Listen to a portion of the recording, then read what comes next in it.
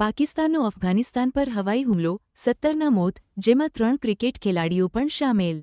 શુક્રવારે પાકિસ્તાને અફઘાનિસ્તાનના પક્તિકા પ્રાંતમાં હવાઈ હુમલો કર્યો હતો, જેમાં 17 લોકોના મોત અને 16 લોકો ઘાયલ થયા હતા।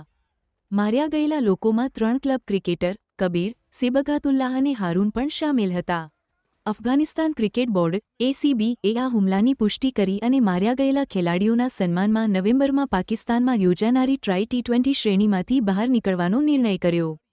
આ હુમલો અરગુન અને બારમલ જિલ્લામાં થયો હતો, જે ડ્યુરન્ડ લાઇન નજીક છે। કબીર તો એ જ દિવસે મેન ઓફ ધ મેચ બન્યો હતો। તેની ટ્રોફી સાથેની તસવીર હાલ સોશિયલ મીડિયામાં વાયરલ થઈ રહી છે। તાલિબાને પણ પાકિસ્તાન પર કાબુલમાં ડ્રોન હુમલાનો આરોપ લગાવ્યો, જેમાં એક શાળા અને ઘર નુકસાન પામ્યા। અફઘાન અધિકારીઓના જણાવ્યા મુજબ અત્યાર સુધીમાં પાકિસ્તાની હુમલાઓમાં 37 લોકોના મોત અને 425 ઘાયલ થયા છે। બંને દેશો વચ્ચે તણાવ વધતો જઈ રહ્યો છે।